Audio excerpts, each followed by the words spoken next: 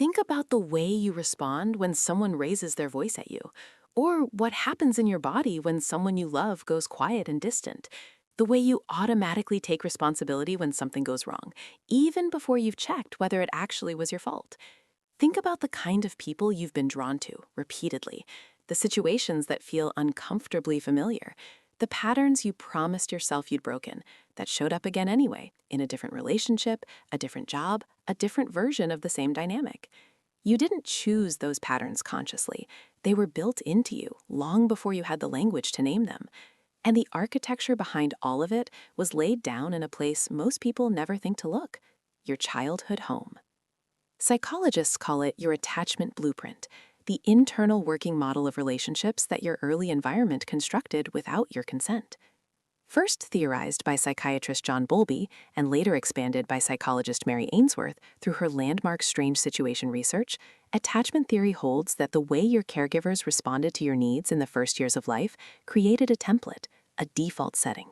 That template determines how safe you feel in closeness, how you respond to conflict, whether you tend to pursue or withdraw when a relationship becomes unstable, how much you trust your own perceptions.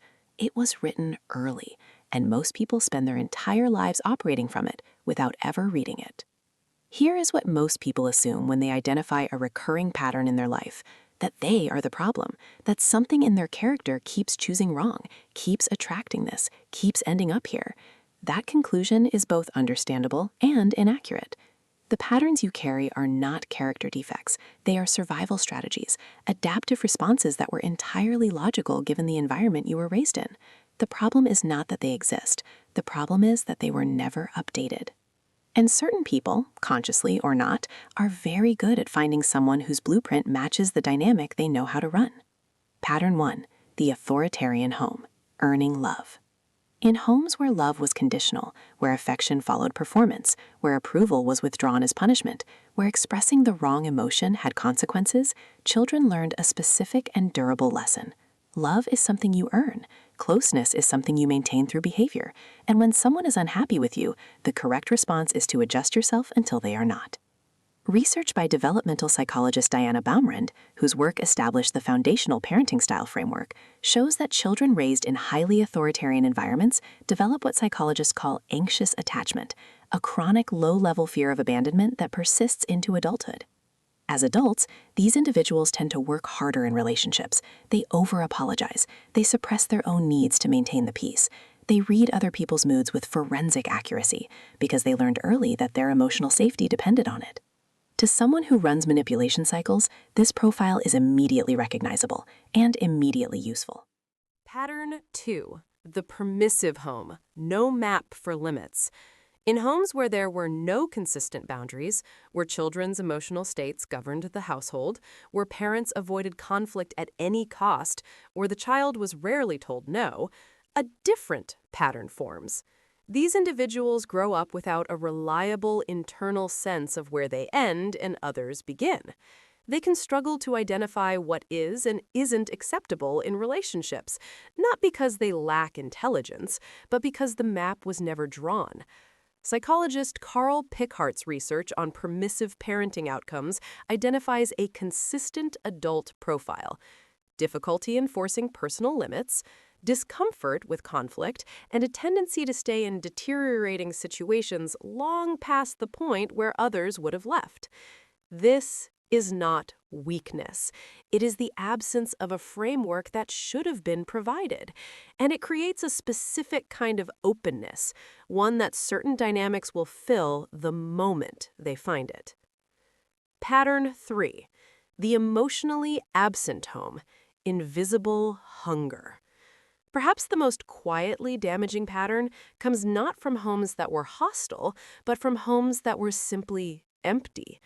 Emotionally absent parents, whether through work, addiction, depression, or emotional unavailability, produce children who learn to meet their own needs, to not ask for too much, to make themselves easy. But underneath that self-sufficiency lives something that never stopped being hungry: the need to be truly seen by someone who matters. Attachment researcher Mary Main's work on dismissive attachment shows that adults who grew up in emotionally absent homes often find themselves disproportionately drawn to people who are emotionally withholding, not because they want to suffer, but because the dynamic is familiar. Because in their nervous system, love has always required patience and distance. Someone who runs hot and cold, who offers glimpses of real intimacy then withdraws, feels on a neurological level like home, even when every conscious thought is telling them to leave. Your childhood blueprint is probably still running if some of these feel true. You find it easier to identify what other people need than what you need yourself. Conflict, even reasonable, necessary conflict, produces a physical response in you: anxiety, shutdown, an urge to fix it immediately, regardless of whether you caused it. You have stayed in situations, relationships, jobs, friendships that weren't serving you longer than the facts justified. And your reason was always something like, I just need to try harder, or it'll go back to how it was. You have been told more than once that you give too much, that you're too understanding, too patient. The kind of people who have hurt you most have tended to share certain qualities: a particular emotional intensity at the beginning, an unpredictability in the middle, a way of making you feel responsible for their state.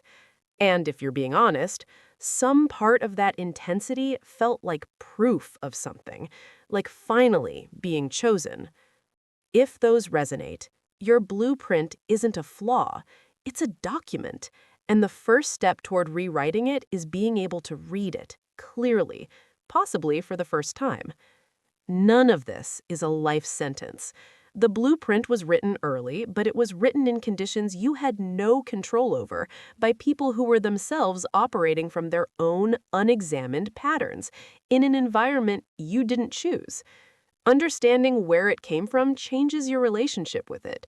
Not overnight, not without work, but the pattern that runs below your awareness has far less power once you can see it clearly. You are not your childhood's conclusions about you. Drop a comment below. Which of the three patterns felt most familiar? The home where love had to be earned, the home without limits, or the home that was simply quiet? Next, the specific behaviors those patterns produce in adulthood and why they are so easily read by the wrong people.